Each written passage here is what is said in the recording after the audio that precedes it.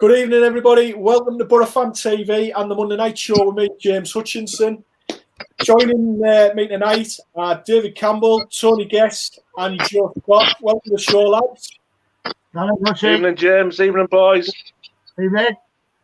So, everybody, just the usual quiet week at Middlesbrough Football Club. A COVID outbreak shuts down the training ground, transfer activity, an honourable performance in the FA Cup, and a reunion at the weekend to look forward to with Karanka, Friend and Clayton, amongst others. So, as always, Boro fans, share your thoughts and views with us in the usual way on the Monday Night Show. Before we carry on, I just want to wish a belated happy birthday to Boro legend Gary Parkinson, whose birthday it was yesterday. So, from everyone at Boro Fan TV, all the best, Parky.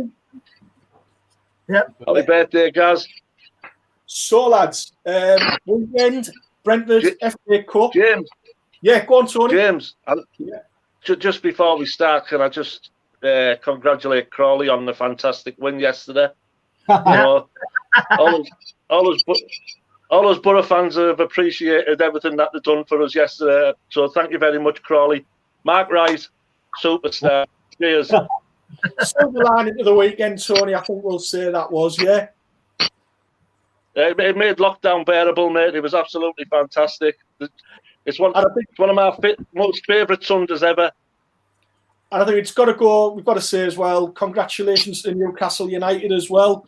They've now made it with 53 years without a trophy to them boys, so well done on their performance as well. Some achievement. Very consistent. Very consistent. Brilliant stuff. Anyway, we had our own FA Cup game at the weekend. Didn't work out as planned, David. Obviously, the build-up of the game was overshadowed by the COVID outbreak amongst the Boro squad, which left Neil Warnock's plans in a bit of disarray. Or do you think, in a way, his squad probably would have compromised of many of the under-23s? Yeah, it was a bit of a mixed bag, wasn't it? So it was good to see Hackney make his debut. I don't think you would have seen as many on the bench if we didn't have the COVID outbreak. So it was quite surprising with the lineup as well. There was more first team members in the first 11 than I thought. I thought he might rest a few more, to be honest.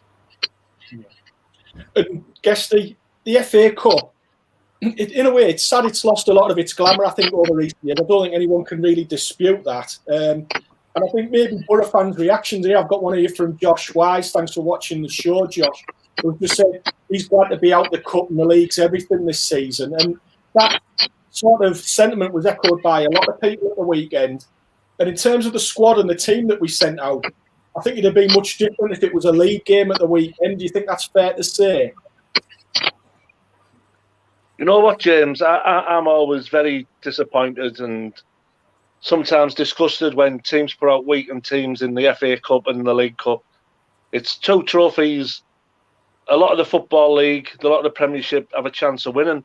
But for once this season, the amount of games and the amount of postponement that's been going on, somewhere further down the line, we're going to get caught up again in it. It's a godsend that we're out the cup this season, James. No disrespect to the FA Cup, friggin' hell.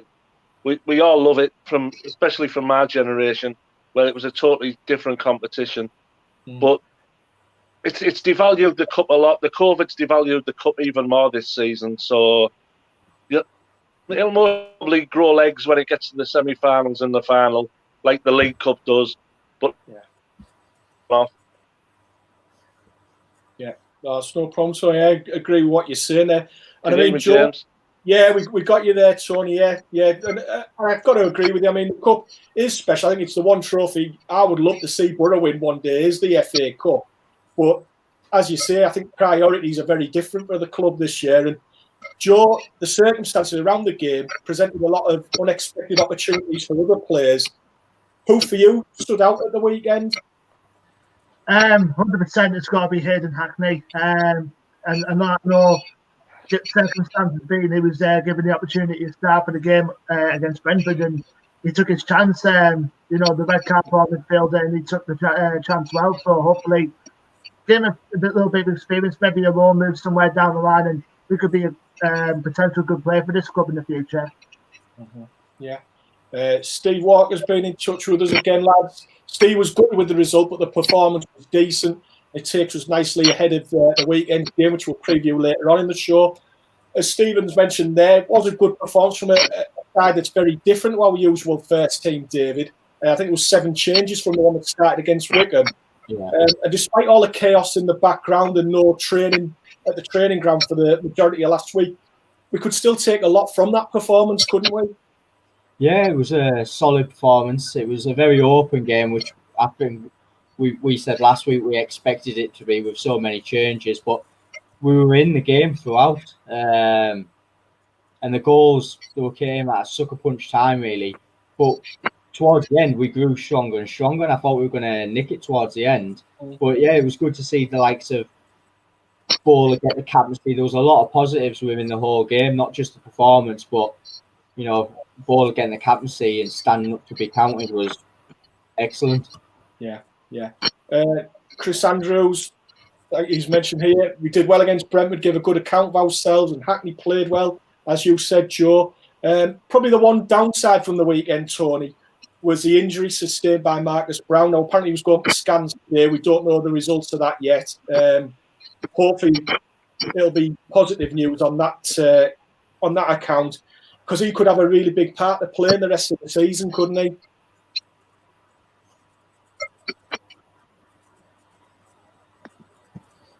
Yeah, Tony. Please, we've lost Tony there. Like I was saying, it was disappointing. Chris Sykes has mentioned there. I'm back, yeah. Oh, you're back there, mate. Did you get the question about Marcus Brown? Yeah, like you say, I just caught the end. He was like you say, he's just starting to find some rhythm. He's another one of these players who Warnock's had his arm round, told him to score, and he was just like you say. We were just starting to see him progress, like we've seen with Bowler and Dykesdale. But hopefully, it's nothing too serious, James. And yeah, he can come back because, like you say, like we said the last time he was on, he's a Boro player. He's on our books. And we need to be seeing him. We would need to be seeing him for 90 minutes. And like you say, if keeping Loney's on the bench, Patrick Roberts, it's better for our future because Patrick Roberts is never going to sign for us full time. So the more minutes we're getting out of Brown, the more it's going to benefit him, and the more it's going to benefit us as fans. Can't disagree with you there, Tony. Joe, of the players that came out with a lot of credit from the game at the weekend, Nathan Wood, another assured performance at the back. We also had a new person in goal in Jordan Archer. What did you make of his first start in a Boro shirt? I think for the goals, probably consider him unlucky because there was not really much Archer could do regarding those shots, and probably the second one might be a questionable whether we would have got there or not. But it was an okay performance from Archer, I'd probably say, against Brentford. The likes of Nathan Wood, he definitely did well, considering circumstances, and Bowler did all right at centre back as well, even though it wasn't his natural position by any means. And again, even though he was the lone striker, Akpom was a little bit decent on there as well. Yeah. And David, obviously, our goal, the equaliser in the second half, came from Sam Falarin, opening his account for the Boro. And you could see how much it meant to him when he scored his goal, couldn't you? Yeah, it was unexpected him coming on, obviously, when he did. So he was a little bit raw, but we're delighted for him to get his goal and see if he can push forward. But the rest of the game, he was very, very raw. His touch and his positioning. I think the occasion was a bit too much for him. He was a little bit too excited rather than calm and composed. And then the final ball just let him down. But obviously, that'll come with more appearances and time. Yeah, no, spot on, mate. And Tony, it wouldn't be an aftermath press conference if Neil Warnock didn't have something to complain about. This time it was the FA that copped it with the scheduling of the game. Or do you think he had a fair point with his grumbles about the 6 o'clock kickoff time on a Saturday night? Yeah, definitely. I can't see the logic in it. 6 o'clock kickoffs on a Saturday night. It'd have been ideal for us as fans going down there. The 6 o'clock kickoff. It wouldn't have been like no mad rush on a morning. But if you've got fans, this has been going on for years in the FA Cup. especially some of the games in London, finals, semi-finals, when they're expecting fans to get, games finishing at 8, 9 o'clock, 10 o'clock sometimes on an evening, and for fans to get home using the train and other transport. You know what I mean, James? Yeah, he has every right. Yeah, obviously he's a traditionalist. Like you say, people from his era expect 3 o'clock kickoffs in the cup. Yeah. And Joe, as we say, it was a defeat, so we're out the FA Cup for another year. And as we often say at this time of year, we can now concentrate on the league. Was the defeat a blessing in disguise for you, Joe? I'd certainly think so, considering the position we're in at the moment, obviously trying to get into the playoffs and hopefully get promotion back to the Premier League. So I think the early exit from the Cups this season could be a blessing in disguise for us. Yeah. Well, lads, that's the Cups put to bed for us this season. Now we've got 24 league games remaining and hopefully a few more in the playoffs if we don't make the top 2. Yeah. But David, so much for Neil Warnock's declaration last week that there'd be no transfer activity before his Friday at Brentford. It was one keeper in, one keeper out. Jordan Archer, I nearly said Jofra Archer there. Jordan Archer came in, and Dejan Stojanovic has gone to St. Pauli in Germany. Did that surprise you, that deal? Yeah, to an extent. I mean, he was obviously brought in for £1 million, and he was probably expecting to be the number 1 last season. So, on that side, I could see him being unhappy playing second fiddle this season. So it was only a matter of time before he was wanting to go either out on loan or permanently or, back. I'm just disappointed that we're not going with Sol Brynn as number 2 to get a bit of experience. And, it's freed up a bit of a wage in Stojanovic going on loan and bringing Archer in. But I'd just like to bring Sol Brynn into as a reserve, really. Do you think that is Warnock just thinking he's lacking experience in case he has to call upon him to be the number 1? He's maybe a little bit afraid of Brynn having to step straight up to be the number 1. Yeah. I mean, he's played a lot in the Championship and for Motherwell recently, so he's got the experience. But Warnock loves the surprise, so it makes sense the deal if Stojanovic was going to go to bring in an experienced keeper alongside him. I just wouldn't mind seeing Jordan Archer being the number 3 rather than the number 2. Right. And Chris Andrews certainly agrees with you there, David. He's saying that Sol's a class keeper. And I think there's no denying it. It's certainly an area where the club's been very strong in recent years in developing goalkeepers. And there's a lot of high hopes for Sol Brynn. Getting another transfer news last week. After much speculation, Duncan Watmore committed his future to the club, signing a 2.5-year deal, which might have surprised some people, the length of that deal. But how pleased were you to see him commit his future to the club? Over the moon, James, like you say, since he's signed, he's been a breath of fresh air. He's, like you say, we spoke before, he's someone who's always on his toes. He's never on his heels. He's always on the move. And, with the press and the way Warnock's talking, you're thinking, is it someone else who's just used us as a stepping stone to move on? And starting to doubt whether he wanted to be at our club. Then to see that he'd signed a 2.5-year contract, at last we found someone who wants to stay with us and prove his worth, and I was absolutely over the moon. And for 2.5 years, fair play to the club, fair play to the Bowsers and all the other people around him for the change. We've missed that poacher for a striker for a long while, haven't we? We're a bit of base who sniffs out those chances. We haven't had that in a while. No, I thought Akpom was going to be that type, but sorry, James. No, it's all right. I was just saying I think he's a good fit for the club as well, Watmore. But what's also refreshing is the times I've seen him interviewed. He's very, how can I say? He's very honest, but he comes across really well. And the stuff he said after he'd signed the new deal is saying how much he's enjoying it at the club and what a good club it's to be a part of, and that Neil Warnock, obviously his presence swung the deal for him. And it's nice to see somebody maybe not putting banknotes before their own career and thinking, do you know what, I want to play for a club where I feel appreciated. Definitely. I think it fits all parties, doesn't it, as well? Because he's still from the area as well, so he doesn't have to uproot and move elsewhere. So with a 2.5 year contract, it gives him a bit more stability as well. Yeah. And Joe, it wasn't a bad week for Watmore, not only signing a 2.5 year contract, but he got December's Championship Player of the Month as well. I mean, that's some accolade, that, because he was up against some good competition, wasn't he?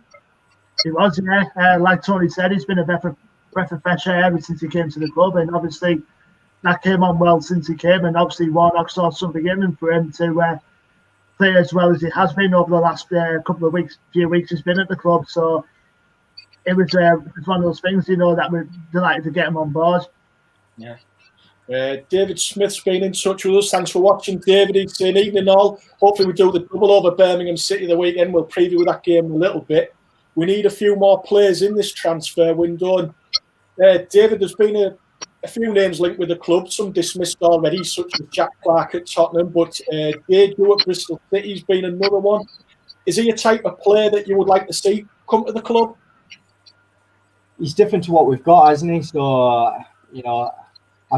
personally, unless we ship a striker out, I don't think we need an extra one unless one leaves. Yeah, because you've got Britt, you've got Fletch coming back, you've got Akpom, and then you've got Watmore who could play there. So I can't see the logic in getting that fifth until one goes. But if one goes, I'd like to see a Deju type who's a bit of a target man. He can put himself about and he score goals at this level. Mm-hmm. Plus the fact that Kamara Deju is that type of striker who can, even though he's considered a big guy, he's quick for his size, and that's like kind of sort of the striker you want at the club. So I would definitely like to see Kamara Deju at the Boro, hopefully either in this window or possibly in the summer once his contract at Bristol City runs out at the end of the season. Yeah. Just a point that's been brought here by Stephen Crampon. Stephen's mentioned, just relating back to the cup game and all these young lads that were involved at the weekend and lots of changes to the squad. Of all the young kids you've seen over the months, who would you say is the one that you think will really push on and maybe have a long-term future at the club? Any names you want to throw out there, lads? Nathan Wood for me. I think we've definitely got a Premier League player on our hands moving forward. He just looks calm, collective, bringing the ball out, good aerial, defensive battles. So I think he's really one to stand out in the future. Personally, I don't want to see him go out on loan because I think he's more or less ready there now. And I think you can only get experience by playing the games. Yeah. And going back to Hayden Hackney, like I said, I think for him to possibly go out on loan, possibly for a bit, I can see a future talent for the Borough coming out of him. And so I would definitely say Hayden Hackney is definitely one to keep an eye out for the future for the club. And it's like when you give these lads a time, and people say, oh, they're only 17, 18, maybe send them out on loan. But if you look at the international level at England, and I'm not saying these lads are ready to go and play for England, but you've got players there like Jude Bellingham, and you've had a lot over the last few years, 17, 18, 19, that have been in the England full squad. And I think sometimes it's a case of, if these lads are good enough, don't sit back and say, oh, we'll wait till the 2021. They're good enough, David. Get them around the first team squad, get them involved. I couldn't agree more, James, especially when you're winning games. To bring youngsters in when you're not performing and struggling and getting defeats, it can be mentally hard on them if, throwing them in at the deep end. But as we're playing well, there's no reason why they can't be around the first team, and even if it's just travelling with them, and Walker, who's on loan at MK Dons, I watched him against Burnley and I thought he played really well.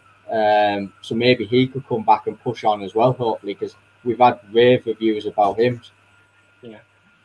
We'll obviously leave the transfer speculation and stuff like that for a little bit now, because obviously there's bigger things going on in the world at the moment again, and there's obviously word that it might threaten the future of the football season. We've seen in Scotland today that all the leagues below the top 2 tiers have had their season suspended. David, with everything that's going on at the minute, do you think the time's maybe come to pause the season or even great, maybe suspend the season indefinitely?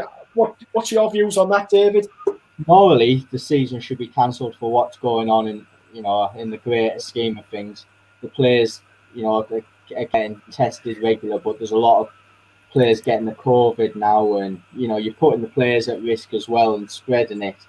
But we all know it's not going to get cancelled because of just the sheer amount of money that's involved in the football. But if you're talking about morally, and as much as it pains me to say it, I can't see how the season's continuing when kids can't go to school in the grand scheme of things. Mm-hmm. Just saying there, Tony, you're just out there for a minute about everything that's happening at the moment. And I know Steve Bruce mentioned last week that he felt as though there should be like a circuit breaker in the season now.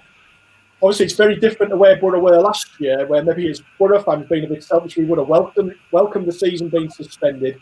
This year, with a point off the playoffs. What's your thoughts on things at the minute? Do you think the season should stop for a while or indefinitely? How do you feel, Tony?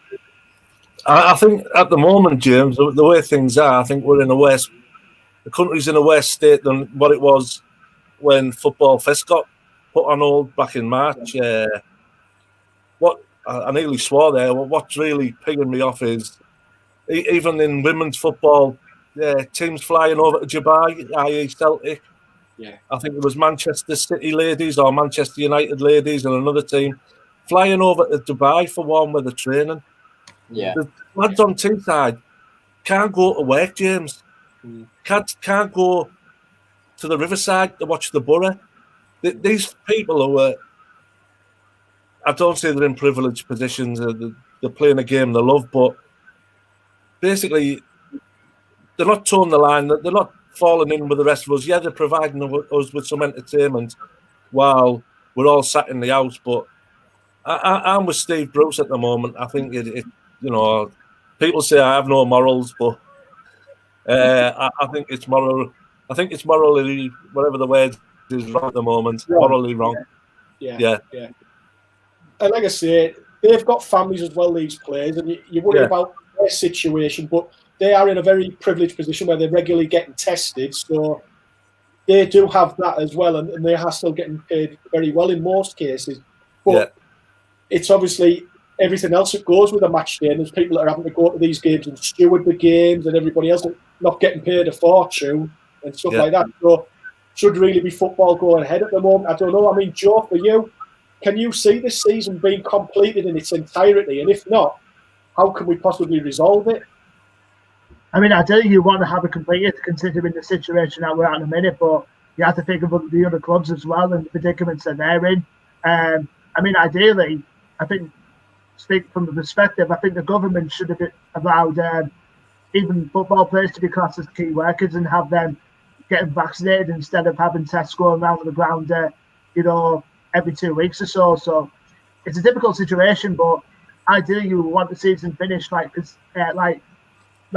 teams that are above the National League, etc., and because they have the better facilities of getting their leagues finishing, etc. Yeah, with all the games getting cancelled. It's a game about passion and feelings and God knows what. And I was reading over the weekend about in Sweden, if they over celebrate a goal, they get booked. Do you know what I mean? And like you say, we're all sat 2 meters away from people, and you're seeing teams score a goal and they're all piling on top of each other. Yeah, they're all in the same bubble, but they're only in that bubble while they're in that changing room. Like you said earlier, James, they're all going home to families. They've still got to go to the supermarkets. They've still got to go get fuel for the cars and things like that. So it's, they are put on a pedestal. They should be setting a better example. But like you say, it's passion, it's excitement. Like that kid who scored for the Boro, he was absolutely buzzing when he scored, and the rest of the squad, they all wanted to join in with him. So what do? You know what I mean? You can't really prevent things like that. Yeah. I personally, James, I think it would have been cancelled if the Euros weren't coming up, because they could have then pushed it back. Yeah. Where they haven't got that luxury this year unless they cancel the Euros. Yeah. So I think the Euros should be scrapped anyway, because what level of performances are some of these players going to put in from all countries? I know people will call me for it, but they have been flogged. These top players have been playing twice a week. They've been playing England internationals, Scottish internationals. They've been going all over Europe. And then at the end of a season, which has been crammed in from the end of September to the end of May, they're going to be absolutely shot, and the standard's going to be absolutely crap. And anyone who ends up going to them Euros for them finals, anyone could win it. Scotland could even win it. It's going a bit far there. It's a fair point, Tony, and I think, unfortunately, as David said earlier on, it'll be money that governs all of this, and I can't see UEFA, having lost out the money last year for the tournament not going ahead, saying, no, we won't have it this year, because they'll want their money for that tournament, even if it's played behind closed doors, they'll want the TV money for it also. It'll go ahead, and that means then the leagues below, Premier League will get played because Sky will call a tune there and they'll say, yeah, we want that finished, which means probably our season to some extent will get finished. But do you think we might go to a points per game system? We can't fit all the matches in, or do you think they'll just find a way to fit all 46 matches in, David? Well, I think it was quite telling with the FA Cup matches where they were allowing teams to field under 18s and under 23 squads where they haven't done that before. So I think the plan is just to get it finished no matter what. And I think that is going to be the case with the Championship, League One and League Two, with the Premier League bailing out the lower league clubs. I think they've got it in their mind. They just want to get the season finished no matter what, which, like we've all agreed there, morally it's wrong for what's going on in the great scheme of things in the world. Yeah. Patrick Wheatley's here, you just mentioned. I'm worried about the way things are at the moment. I think that mirrors how a lot of people are feeling in the country. I think all the leagues should be cancelled. I love my club, but we've got to think of the NHS. And like I say, there's way bigger things in football, and we're all passionate about our football, but that's the concern at the minute. And it seems as though some people are saying, well, the football's got to go on for people's spirits, but when you're getting die-hard fans saying, well, do you know what, really, we should be having a break, and people within the game saying there should be a break, that speaks volumes, doesn't it, Tony? Like you say, it just shows how desperate they are. Is it Aston Villa that was struggling with the COVID at the moment? Yeah. They were due to play Tottenham. They were due to play Tottenham Wednesday. That game's been called off, so Tottenham are now going to play Fulham. Fulham were due to play Chelsea Friday night, and now going to play Chelsea Saturday tea time. So, like you say, it's just a massive jigsaw puzzle that everyone's trying to put together now to get all these matches fitted in. You know what I mean? And as for the money thing, you've got governments shutting economies down and God knows what, stopping people going to work, shutting their own economies down. And like you say, you've got organisations like UEFA and Sky still wanting their bit when everyone's given up so much. You've still got these greedy football bodies who want to still make as much out of the game as they possibly can, when every other part, every other business, government, whatever, is all taking a massive hit. But the people involved, the money men at the top in football, they just stink the eye heavens out. You know what I mean, James? Yeah. And like you said, the UEFA will, like you say, want their 10 penneth worth at the end of the season with this competition. Yeah. And it's going to make a lot of these players lame for the start of the next season. Yeah. I agree with all you're saying there, Tony. And I can also see the counter-argument which Christian Lamb's raised here, which Neil Warnock said last week, Joe, about for some people, it's the only thing that's keeping them going, the football, and he can see the stoppage. But so you can see both sides of the argument, can't you, Joe? Yeah, I can see the both sides of the argument. Probably what you've got to think one side for people's mental health, because they need like football in their lives. But on the other side, it's just like everyone's up to their neck in greed at the minute in terms of money. So it's hard to tell from which point you want to have football, like either for your mental health or for some people it's just for the money. It's difficult to tell, but for my case it'll be my mental health, just a bit, considering if the season were to stop now, what else are you meant to do apart from watching other stuff that's on the box? I mean, it's a tester, Joe, isn't it? Like yourself, I'm stuck in now, and it's such a relief when there's a game of football on, and it doesn't matter who it is or what league it is. If you just watch it because it's football, and it like you say, it's good for the soul, it's good for the mind, and I totally get what you were saying, Joe. And it's God, I'd say for the last 5 years, it's what things have been like in this country. There's so many different to and fro in whatever subject which you come up against. You know what I mean, James? Yeah. There's always two sides to everything at the moment. Nothing's black or white. Yeah. For me, like the FA wouldn't have stopped goal celebrations, and then how can you contradict yourself by saying you can't over celebrate a goal, but then you can man mark at a corner. It just doesn't ring right with me. Unfortunately, I think it's going to take a real bad situation where someone, a professional footballer, I know we all know that they're really fit, but where one of them really struggles with his health after getting COVID, a worst case scenario, and then that'll put a stop to it. Yeah. Because at the moment we've had players catching it, but we haven't heard them really struggling apart from the few players at Newcastle. And touch wood, it doesn't happen. There was a kid on from Hull. I think he's an Irish international. I was watching him this week. He's had it really bad, and he was on Sky Sports saying how poorly he was. You know what I mean? So, and these are all professional athletes. So some of them do get it bad. Like you say, just look at the lads at Newcastle who are still struggling. Yeah. Well, lads, I'm sure it's something we're going to revisit over the next week or two. It's a discussion which we can carry on having all night and talk about both sides of the coin, as we said. But yeah, like I say, we'll touch on that no doubt next week. We may have a game this weekend. We're not too sure yet, obviously, with what's happened since the outbreak at the club last week. If it does go ahead, it's a fixture with Aitor Karanka's Birmingham City, less than a month after we beat them 4-1 at St Andrews. What sort of game are you expecting at the weekend if it goes ahead, David?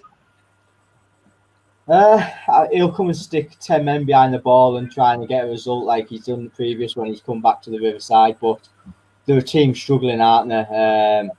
And we want to, take off from where we just left off in the league last time. So I think we'll obviously go from it. And a few of the players who haven't been playing because they've been isolated will come back pretty fresh from the GPS fitness work they've still been doing. So I hope the game goes ahead because you just can't see it getting rescheduled anytime soon, can you? No.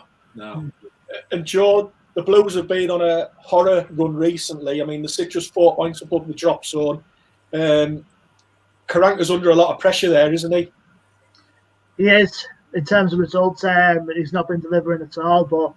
And I think, the 3-0 defeat of the cup at the hands of Man City certainly didn't help at all. So, if he loses against us on Saturday, I don't know what the Birmingham board are going to do. It could be the final straw for Karanka, which is a shame to see from a Boro perspective, But we have to go in there, hopefully with a fully fit squad. Hopefully some of the squad will have completed the self-isolation by that point if they were tested on Monday. So we should have to go for 3 points really on this one, as much as we don't want to see Karanka getting the boot from another club. Yeah, and Guesty, you obviously know as well from outside, Birmingham are a big club, but they do seem to lurch from one crisis to another all the time, and it probably illustrates how grateful we should be for the stability we have at our club, because they've been on a rotten ride for about the last 10-15 years, haven't they? Yeah, like you say, I remember them, the First Division team, really good, massive team they were back then in Birmingham. It's hard to believe they've never won. I don't think they've even won an FA Cup, James, if my memory serves me right. And they've always been in the shadow of Aston Villa. Yeah. People keep going on about Gibson, spend this, spend that, get rid of him, he's not doing this. And I've been guilty of myself. But when you see what happens at clubs like Birmingham and Bolton's and places like that, let's just count our blessings and I think I said last week, let's just enjoy what he's doing with Warnock at the moment, because this is the best place our club's been in for a long time, James. Yeah. Point-wise, managerial-wise, and the affordability of the squad-wise, you know what I mean? And you've got to cut him some slack sometimes, Gibbo, for the amount of times he's dug us out the crap. So like you say, if you want to see when you go to Birmingham City now, when you see the state of that stadium, James, you know what I mean?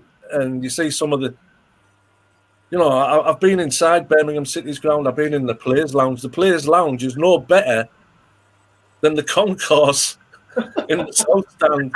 You know what I mean? So, Karanka's took a massive gamble going there, and I thought he would do a lot better than what he's doing. Obviously, he took a couple of other players with him who were way past the sell-by date, and I thought he'd struggle as soon as he took them two.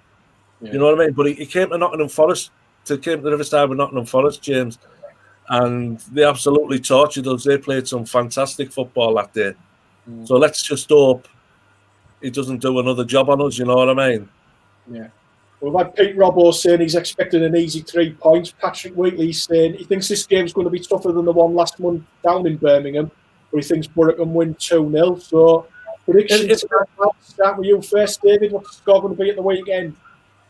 Yeah, I think a comfortable win. I think we need to come out of the blocks pretty quick.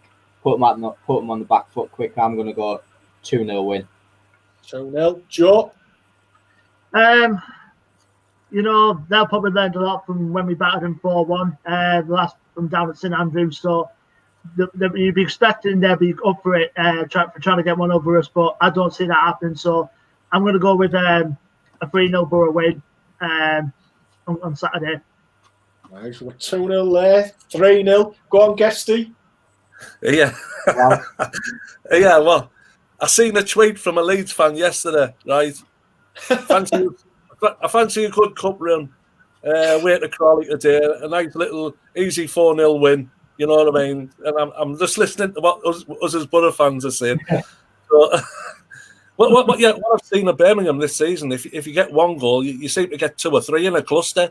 There's a few teams done it to him. So hopefully if we get a goal in front, we can go at them and get another 2 or 3. But I'm just going to go for a 2-0 win, but it won't be easy. Not a cat and mouse chance will it be easy. Please, let's not fall into the same trap as them up down the road in Yorkshire. Yeah. You know, they had that game won long before kick-off. So let's just not go. In on that Etheridge. His season isn't getting any better by last week's performance as well. He had another shot. What's happened to him? Yeah. What has happened to him? Yeah. He was really. I used to enjoy watching him. He was one of the best goalkeepers in the league for me. But bloody hell, yeah, shocking. I like this. You don't want to say that it is going to be an easy game because obviously circumstances will dictate a little bit. We don't know what the situation is going to be at the Boro this week, and by all accounts, we're back on the training ground. I don't think till Thursday at the earliest. So they're not going to have the normal preparation for a game, and Birmingham will come fired up. It's live on the telly on Saturday dinner time, so it won't be an easy game. But I think we're all in agreement that it'd be disappointing if we didn't win, wouldn't we, Tony? Yeah, but do we actually know who the first team regulars are who've got the COVID? Oh, like you say, because on Saturday. Pardon? We know one, don't we? Because he let the cat out the bag pretty quick when he said he delivered the shopping round to McNair's house, apparently. yeah, he did, yeah. But like you say, we went there with I don't know what we had, a back 3, a back 4, but like you say, a bowler playing centre half. The league's a different kettle of fish. We do need, we do need either McNair or our good friend Dale Fry back there to marshal things, you know what I mean? We don't want to be going into league games with bowler playing centre half. No. That's a problem with having a small squad, isn't it? That we touched upon before. Yeah. We definitely need Marcy back as well. We're a different team when he's playing, Joe, as well. Yeah, I agree, mate. Yeah. Well, all will be revealed, lads. See what happens in this week ahead. Hopefully, we'll have a game to talk about next Monday night when you're back with us. Time's up, everyone, I'm afraid, for this week's show. Hope you've enjoyed it out there. Many thanks to Joe, Guesty and David for joining me. Great to have you on again, lads. Pleasure. Thank you. Lads. All right. For all of you out there, keep up to date this week with all the latest goings on at the Boro as we build up to Saturday's big game with Birmingham City. From me, James Hutchinson, and everyone at Boro Fan TV, until next Monday night, good night and up the Boro. Up the Boro.